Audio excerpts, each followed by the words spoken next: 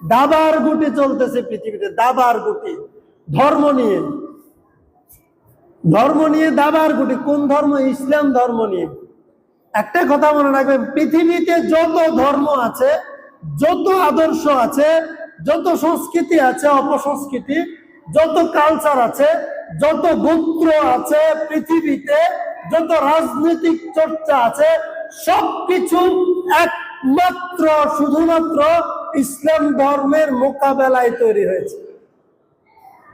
এটা মনে রাখবেন, মৌলিক একটা কথা। পৃথিবীতে যত কালচার আছে, যত সভ্যতা আছে, যত টাইপসের রাজনীতি আছে, পলিটিক্স আছে, সবকিছু কিসের মোকাবেলায় তৈরি হয়েছে? ইসলাম ধর্মের মোকাবেলায় তৈরি হয়েছে। তাহলে আপনি এটা যদি শুধু খেলাই হয়, তাহলে 70 বছরের মানুষটা এই খেলার জন্য নিজের বউকে তালাক দেওয়ার ঘোষণা কেন দিয়েছে বলেন? এটা খেলা? আপনার কাছে মস্করা মনে হয়? এটাকে আপনার কাছে মস্করা মনে হয়?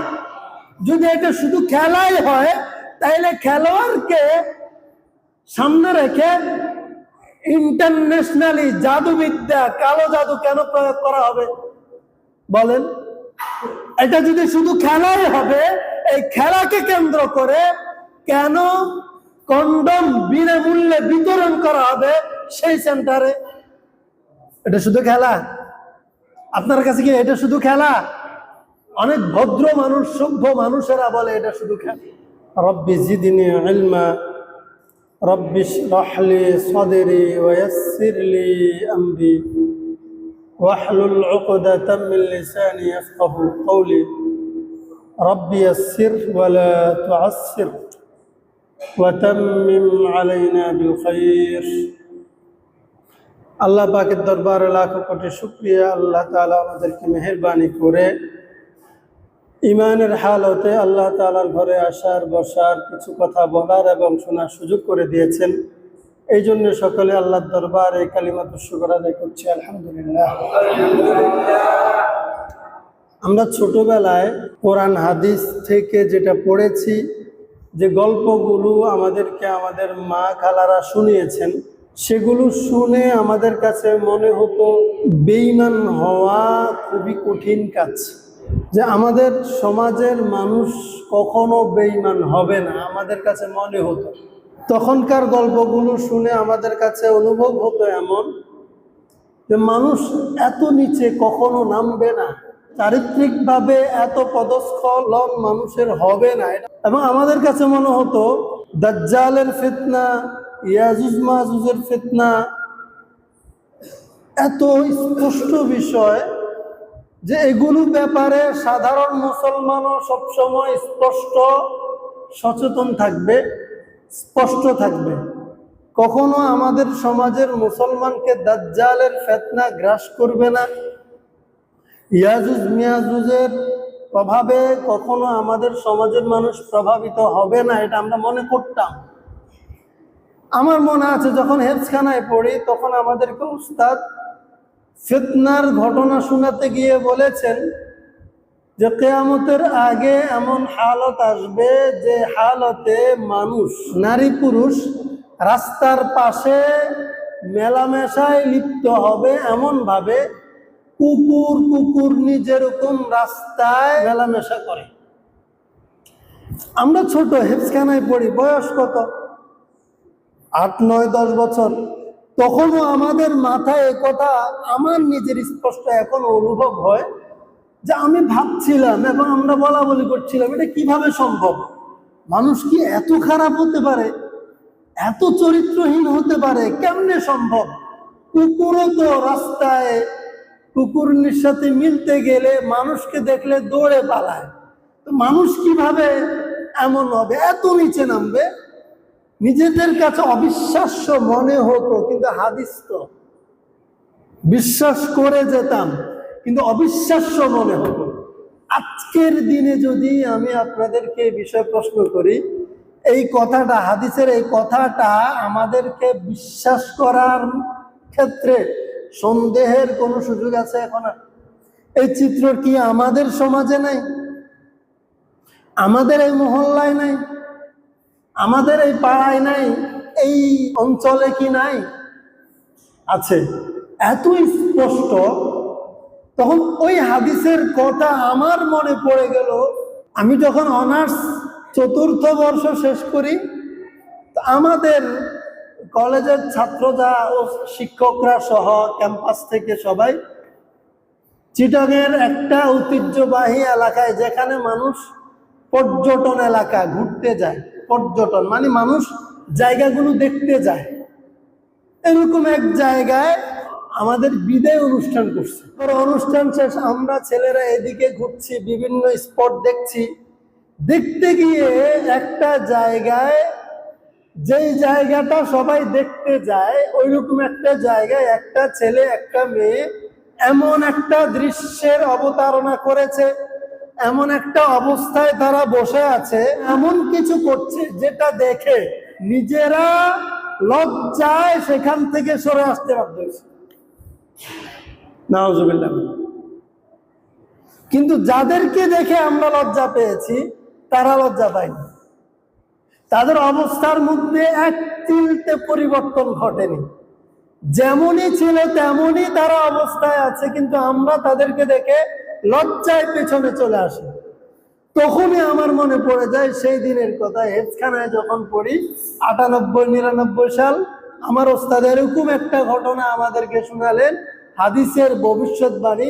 কিয়ামতের আগে এমন দৃশ্যের অবতারণা হবে যে মানুষ রাস্তায় প্রকাশ্য দিবালোকে জনপদে অন্যের চোখের সামনে এমন ভাবে নির্লজ্জ আচরণের অবতারণা করবে যেটা কুকুরে করে।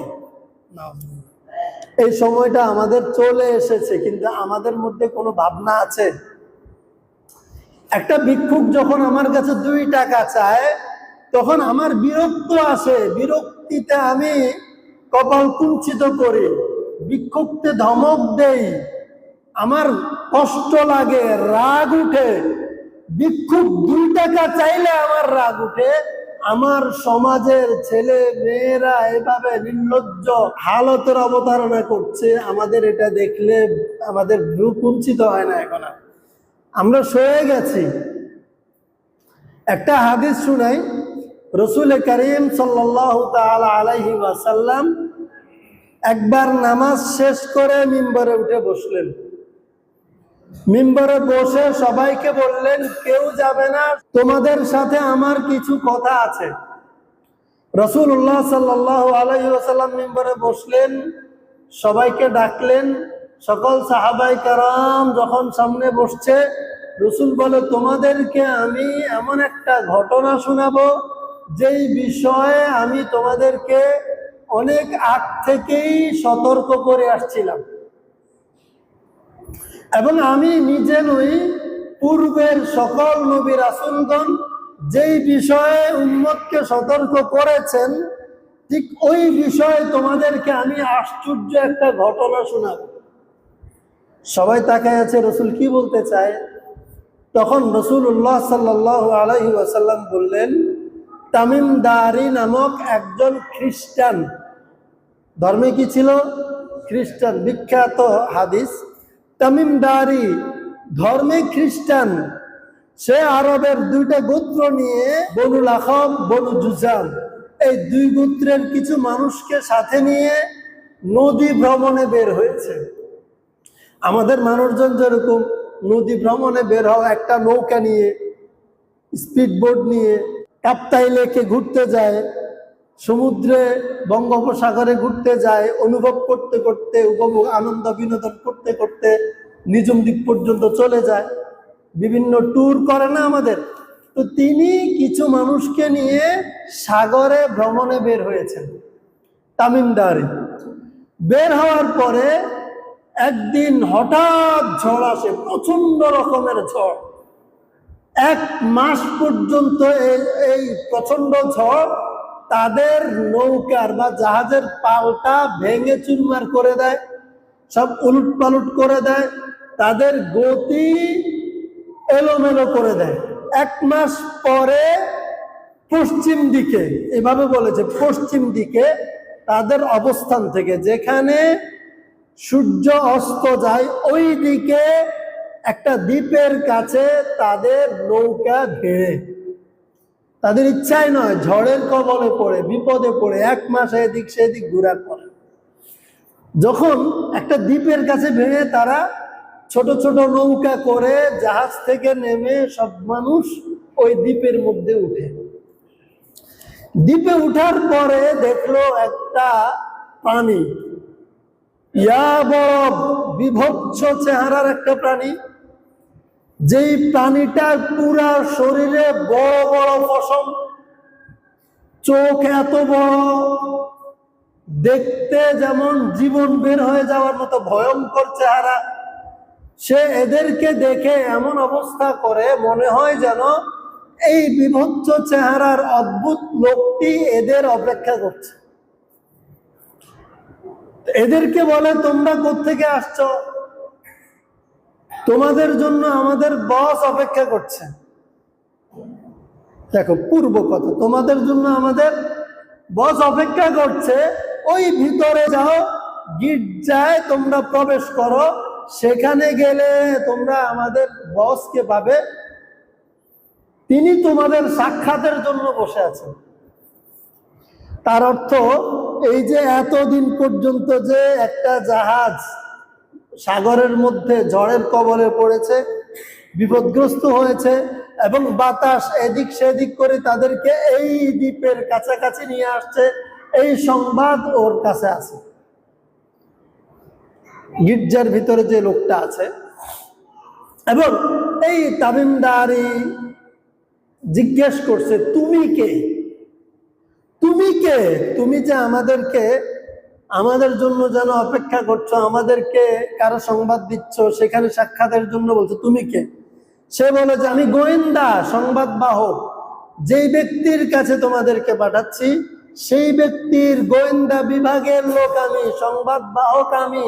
তখন এরা এত কিছু বুঝতে পারে না, এই লোকটাকে দেখেই তো ভয়ে শেষ, ভাবছে কি না কি অদ্ভুত প্রকৃতির মানুষ। ভয়ে তারা দ্রুততার সাথে ওই গির্জার দিকে চলে যায়, ভাবছিল সেখানে ভালো কিছু দেখবে। গির্জায় গিয়ে তারা আরো অদ্ভুত একটা মানুষের সাক্ষাৎ পেল, যে মানুষটার চোখ একটা চোখ, ডান চোখ কানা। নিশ্চয় বুঝতেছেন এখন কার কথা বলতেছি। ডান চোখ কানা, হাত তার বাহু পর্যন্ত শিকল দিয়া বাঁধা, তার পা টাকনুতে শিকল দিয়া, মজবুত শিকল দিয়া বাঁধা, তার হাত পা সবকিছু শিকল দিয়ে মজবুত ভাবে বাঁধা, কিন্তু সে এভাবে এ অবস্থায় স্বাভাবিক ভাবে বসে আছে, সে এদের অপেক্ষায় বসে আছে। যেন যাওয়ার পরে বলে, তোমরা কোত্থেকে এসেছো? এই লোকগুলা বলে, আমরা আরব থেকে এসেছি, আরবের মানুষ। আচ্ছা, তাহলে তোমাদের সাথে আমার কিছু কথা আছে, কিছু সংবাদ আমাদেরকে জানাও। এখন সংবাদ জানানোর কথা বলো, হ্যাঁ প্রশ্ন করো। তখন ওই লোকটা, শিকল বাঁধা এই লোকটা তামিমদারি অর্থাৎ আরবের এই পর্যটকদেরকে বলতেছে যে বাইসারের খেজুরের বাগানের কি অবস্থা। বাইসারটা হচ্ছে বর্তমানে, বাইসার খেজুর বাগানটা হচ্ছে বর্তমানে ইসরায়েল দখল করে নিয়েছে। এই বাগানটা ইসরায়েলে দখল করে নিয়েছে। এটা তখন উন্মুক্ত ছিল, বাহির ইসরায়েলের অবস্থা ছিল না, ফিলিস্তিনের ভিতরে ছিল এই খেজুর বাগান। এখানে কি খেজুর ধরে? এরা বলে যে হ্যাঁ, এখানে এখনো খেজুর ধরে। তখন ওই শিকল বাঁধা লোকটা বলে, এমন একদিন আসবে এই বাগানে আর খেজুর হবে না, আমি সেই দিনের অপেক্ষায় আছি। 2 নাম্বার, তাবারিয়া নদী, এই নদীর অবস্থান আমাকে জানাও। এই নদীর পানি আছে কিনা, পানি বহমান আছে কিনা, পানির ঢেউ আছে কিনা, এই পানিতে মানুষ বাগানে ফসল উৎপাদন করে কিনা। তখন লোকগুলো বলে হ্যাঁ, এই নদীতে এখনো পানি আছে। তখন শিকল বাঁধা লোকটি বলে যে একদিন আসবে এই নদীতে আর পানি থাকবে না।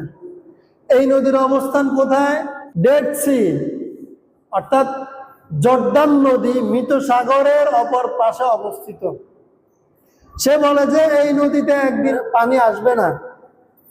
এরপরে বলে যে জুগর একটা ঝর্ণার নাম, এই ঝর্ণার এখন অবস্থা কি? ঝর্ণা থেকে পানি পড়ে, এই মিষ্টি পানি কি কেউ ব্যবহার করে, খায়? ফসল উৎপাদন হয় এই পানি থেকে? তখন আবার এই লোকগুলো বলছে যে হ্যাঁ, এখনো এই ঝর্ণাটা পানি বহমান, ঝর্ণার পানি হয় এবং এখান থেকে মিষ্টি পানি মানুষ ব্যবহার করে, ফসল উৎপাদন করে। তখন আবার ওই লোকটি বলে একদিন আসবে যেই দিন এই ঝর্ণার পানি শুকিয়ে যাবে। তিনটা প্রশ্ন। চতুর্থ প্রশ্ন, আরবের উম্মি গোত্রের কি অবস্থা? উম্মি গোত্রের নবীর কি অবস্থা? একটু আমাকে সেই সংবাদটা শোনাও। আসল জায়গায় আসছে এতক্ষণ পরে। বলে যে হ্যাঁ, উম্মি গোত্রে একজন ব্যক্তি, সে নবুয়ত দাবি করেছে, সে নবী হয়েছে। তখন বলে তার অবস্থান বলো, সে কি করছে, সে এখন কোথায় অবস্থান করছে? সে কি আরবের তাদের নিজেদের গোত্রে আছে, না সেখান থেকে চলে গেছে? তখন বলতেছে না, সে মক্কা থেকে হিজরত করে মদিনায় চলে আসছে। এখন আবার প্রশ্ন করছে যে মক্কার মানুষ তার সাথে কেমন আচরণ করেছে? তার সাথে মক্কার মানুষ যুদ্ধ করেছে, ঝগড়া করেছে, তাকে বিতাড়িত করেছে, তাকে বর্জন করেছে। এই সব কিছু জানার পরে যখন সে জানলো মক্কার নবীকে মক্কার লিডারেরা বর্জন করেছে, তারা বিতাড়িত করেছে, তিনি তার নিজের মাতৃভূমি ছেড়ে মক্কা থেকে মদিনায় পাড়ি জমিয়েছেন, তখন সে বলে হ্যাঁ, যখন এই সবগুলো শুকিয়ে যাবে পানিগুলো, এই বাগানে আর ফসল থাকবে না, খেজুর আসবে না, নদীতে পানি থাকবে না, ঝর্ণায় পানি ঝরবে না, তখন আমাকে অনুমতি দেয়া হবে, আমি পৃথিবীতে আসব, পৃথিবী 40 রাতে ভ্রমণ করব। এবং নবী করিম সাল্লাল্লাহু আলাইহি ওয়াসাল্লামের ব্যাপারে সে প্রয়োজনীয় তথ্য নিয়ে তাদেরকে বলেছে এখন তোমরা যেতে পারো। রসুলকে এসে সে এই ঘটনা শোনালো এবং রসুলের হাতে বায়াত হয়ে মুসলমান হইল। কে? তামিম দারি। তামিম দারি এই ঘটনা শুনে সে প্রত্যক্ষ করে রসুলকে বলেছে এবং রসুলের হাতে বায়াত হয়ে মুসলমান হয়েছে রাদিয়াল্লাহু তাআলা আনহু। এবং রাসূলুল্লাহ সাল্লাল্লাহু আলাইহি ওয়াসাল্লাম ঘটনাটা মুসলমানদেরকে মসজিদে সমবেত করে শুনিয়েছেন। এখন আপনাদের কি মনে হয়, এটা কি গল্প শোনানোর জন্য শোনাচ্ছেন? এটা কি শুধু গল্পের জন্য শুনিয়েছেন? খুব আশ্চর্য একটা ঘটনা, এটা একটু শুনাই, আমার মুসল্লিরা সাহাবায়ে কেরাম একটু আনন্দিত হোক, নতুন একটা তথ্য জানুক, এটার জন্য শুনিয়েছেন? না, এখানে বড় রহস্য আছে। বড় রহস্যটা কেমন? রাসূল করিম সাল্লাল্লাহু আলাইহি ওয়াসাল্লাম দাজ্জালের ফিতনা সম্পর্কে সাহাবায়ে কেরামকে এমন ভাবে সতর্ক করতেন, দাজ্জালের বিষয়ে এমন ভাবে আতঙ্কিত করতেন, ভয় দেখাতেন, সতর্ক করতেন, সাহাবায়ে কেরামের কাছে মনে হতো যেন দাজ্জাল বাহিরের ওই খেজুর বাগানে কোনো একটা গাছের পেছনে লুকিয়ে আছে, এখনই আসবে দাজ্জাল, তাদেরকে গ্রাস করবে। তারা দাজ্জালের ভয়ে এভাবে আতঙ্কিত হয়ে যেত, এভাবে সতর্ক হয়ে যেত। কিন্তু আজকে সেই দিন ছিল দাজ্জালের আগমনের জন্য আমাদের চেয়ে অনেক দূরত্ব ছিল সেই দিনের। কিন্তু এখন অবস্থা, দাজ্জাল আমাদের উপর, আমরা যেরকম জাল মারি মাছের উপর, আর জালের ভিতরে মাছ ঢুকে যায়, জালের গালায় মাছ আটকে যায়, বর্তমান অবস্থা দাজ্জাল যেন জাল মেরে দিয়েছে, জালের গালার ভিতরে আমরা এক একজন আটকে আছি। এরপরেও দাজ্জালের বিষয়ে সতর্ক করলে, ইয়াজুজ মাজুজের বিষয়ে আমরা আলোচনা করলে আমরা ছাগলের মতো কান ছেড়ে চলে যাই। গত কয়েক জুমা আমি খেলা সম্পর্কে কিছু আর সতর্কবার্তা দিয়েছিলাম আপনাদের। আমি বলেছিলাম এটা খেলা নয়, এটা ভয়ঙ্কর একটা জিনিস। মানুষ অনেক সময় গেম খেলে কেন? মানুষকে ফাঁসানোর জন্য। বলে একটা গেম দিয়েছি, একটা চাল দিয়েছি। গেম মানে কি? একটা চাল। যুদ্ধের মধ্যে চাল হয়, চাল কৌশল হয়। কেন? তার প্রতিপক্ষকে যে কোনো ভাবে পরাজিত করার জন্য, প্রতিপক্ষের দৃষ্টি অন্যদিকে ধাবিত করানোর জন্য। এবং গবেষণায় দেখা গেছে কখনো কোনো জাতিকে যদি অন্ধকারে রেখে, বেখবর রেখে তাদেরকে গ্রাস করতে হয়, তাদেরকে যদি পরাজিত করতে হয়, গোলাম বানাতে হয়, তাইলে তাদের সামনে বিনোদনকে নিয়ে আসো, খেলা নিয়ে আসো, হাসি কৌতুক নিয়ে আসো। তারা যখন বিনোদনকে সামনে পাবে, কৌতুক সামনে পাবে, খেলা সামনে পাবে, বিভিন্ন রকমের সাংস্কৃতিক আনন্দ উল্লাসে তারা যখন মেতে থাকবে, তাদের পরিবারের খবর থাকবে না, নিজের খবর থাকবে না, সমাজের খবর থাকবে না, ধর্মের খবর থাকবে না। তারা সবকিছু থেকে বিমুখ হয়ে আনন্দ বিনোদনকে শুধুমাত্র জাস্ট ফান হিসাবে নিবে, সময় পাস হিসাবে নিবে। আর এই সুযোগেই তাদেরকে আক্রমণ করা হবে, তাদেরকে পরাজিত করা হবে। বর্তমান পৃথিবীর অবস্থা এমন। পৃথিবীতে আমার তো মনে হয় দাজ্জালের সবচেয়ে বড় চাল ফিফা ফুটবল টুর্নামেন্ট। সবচেয়ে বড় চাল। এখানে শুধু আমরা যেটা পার্থক্য করি সেটা হচ্ছে যে একটা ফুটবল নিল, এবং ফুটবল মানে কি? পায়ের পাতা, যেটা পা দিয়ে মারা হয়। মানে কি?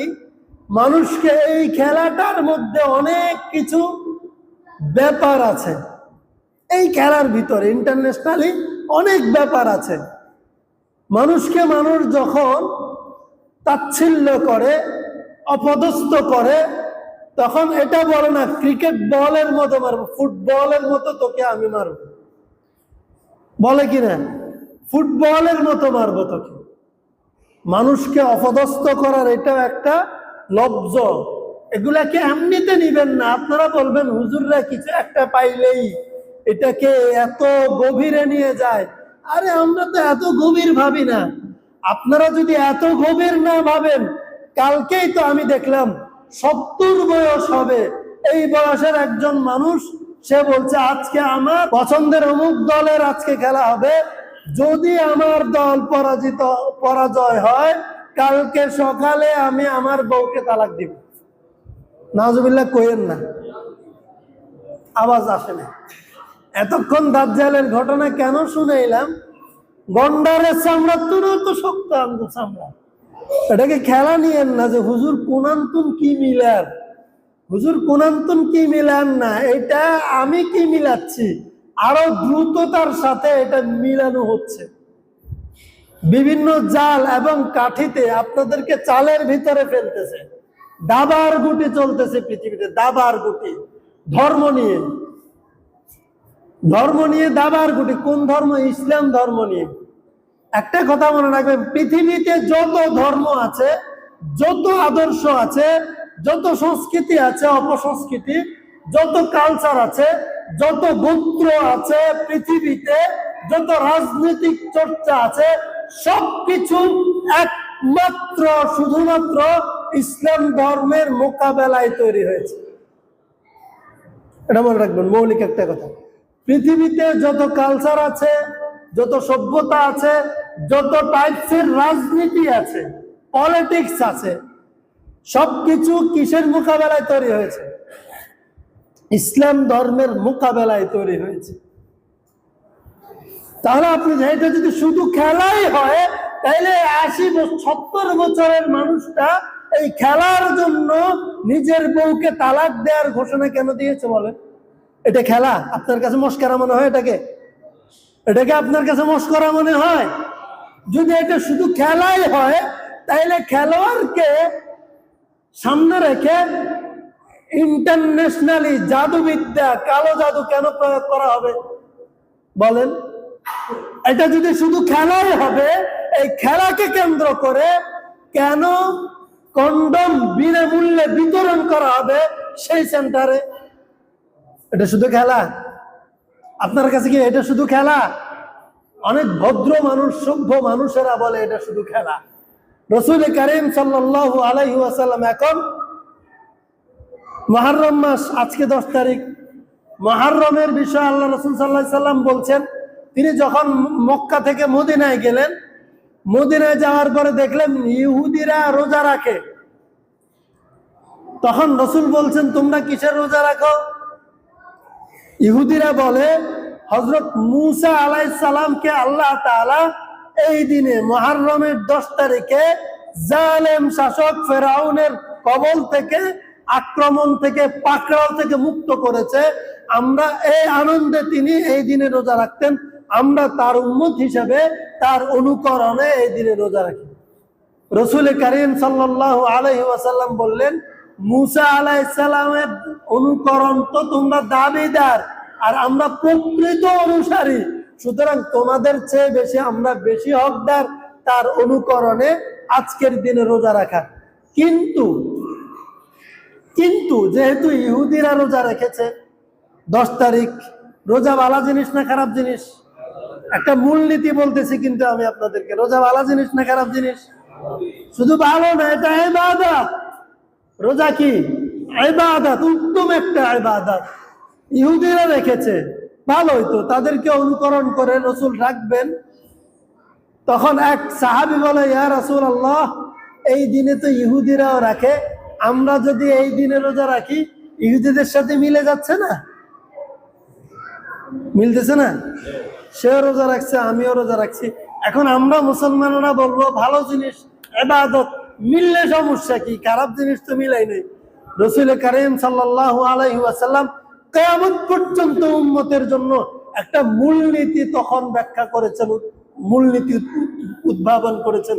তিনি বলেছেন, তোমরা মুহররমের 10 তারিখে রোজা রাখবে, রোজার মূল তারিখ 10 তারিখ, তবে যেহেতু ইহুদিরাও এই তারিখে রোজা রাখে, তোমরা শুধু যেন ইহুদিদের সাথে না মিলে যায়, তোমরা এই জন্য আগের দিন অথবা পরের দিন 9 তারিখ অথবা 11 তারিখ মিলিয়ে তারা রোজা রাখে একটা, তোমরা রোজা রাখবে 2টা। তো পার্থক্য হইল কিনা? সুবহানাল্লাহ কোন না কেন? আমরা সুবহানাল্লাহ, আস্তাগফিরুল্লাহ, আলহামদুলিল্লাহ, নাউজুবিল্লাহ এগুলো পেতাম, ভুলিয়ে গেছি। নাকি মুখ লাইতে কষ্ট লাগে, আলসিয়ামি লাগে? তো আন সুবহানাল্লাহ আস্তাগফিরুল্লাহ পড়তে যদি আলসিয়ামি লাগে, মরার টাইমে কালিমা পড়তেও তো আলসিয়ামি লাগে। মুখেটারে কাজে লাগান না, অভ্যাস করেন না, প্র্যাকটিস করেন না। মরার সময় তো কষ্ট, তখন তো কালিমা পড়তে আরো আলসিয়ামি লাগে। জবানকে কাজে লাগান, জিহ্বাকে নাড়াচাড়া করেন ভালো কাজে, যেন এটা প্র্যাকটিস হয়ে যায়, সময় মতো কাজে লাগে। তাহলে ইবাদতের ক্ষেত্রে রাসূল বলেন, ওয়াখালিফু ফীহিল ইয়াহুদ, তোমরা ইবাদতের ক্ষেত্রেও ইহুদিদের বিপরীত করো, যেন ইহুদি খ্রিস্টানদের সাথে মিলে না যায়, তাদের মতো যেন ইবাদত, বৈধ ইবাদত যেন তাদের মতো না হয়ে যায়। তাহলে বৈধ ইবাদত যেন তাদের মতো না হয়, রাসূল বলেছেন। আর রাসূল বলেছেন, মান তাশাব্বাহা বিকওমিন ফাহুয়া মিনহুম, যার সাথে যাদের মিল হবে, যাদের সাথে যাদের সাদৃশ্য থাকবে, তাদেরকে আমি ওদের সাথে হাসরে উঠাবো। তার মানে কি? আপনি যদি অমুক দেশ তমুক দেশের জার্সি গায়ে দিয়ে আপনি চলেন, বিশ্বাস করেন তাদের মতো জার্সি গায়ে দিলেন, আপনি তাদের মতো হইলেন, তাদের মতো চুলের কাটিং করলেন, আপনি তাদের মতো হইলেন, তাদের সাথেই আপনি জাহান্নামে যাবেন। তো জাহান্নামে নেয়ার জন্য দাজ্জালের গুটি চাল কি আর কিছু বাকি রয়েছে? আমাদেরকে সতর্ক হওয়া দরকার আছে। এই যে কত রকমের হিজবুত তাওহীদ বাইরে আছে আপনাদের সোনাইমুড়িতে, এরপরে কাদিয়ানি আছে, রাজনৈতিক ফিতনা আছে, গণতান্ত্রিক ফিতনা আছে, ধর্ম যার উৎসব সবার আছে। আপনাকে কত জালে আটকাবে, সামাজিক সংস্কৃতি আছে, বিয়ের কালচার আছে, আপনাকে বহুবিধ জালের মধ্যে আটকাবে, কোন না কোনো ফাঁকে বেঈমান বানাবে। এই ফিতনা, দাজ্জালের ফিতনা থেকে আমাদের সতর্ক হওয়া দরকার। তো ইনশাআল্লাহ আমরা ধারাবাহিক আলোচনা করব দাজ্জালের বিষয়, দাজ্জালের চরিত্র, দাজ্জালের কিছু ফিতনা, বর্তমান বিশ্বে দাজ্জালের কিছু কার্যক্রম আমরা জানার দরকার আছে কিনা। ইনশাআল্লাহ আমরা আগামী সব ধারাবাহিক কিছু আলোচনা করব। আল্লাহ তাআলা আমাদেরকে কবুল করুন, আমিন। ওয়া আখির দাওয়ানা আলহামদুলিল্লাহি রাব্বিল আলামিন।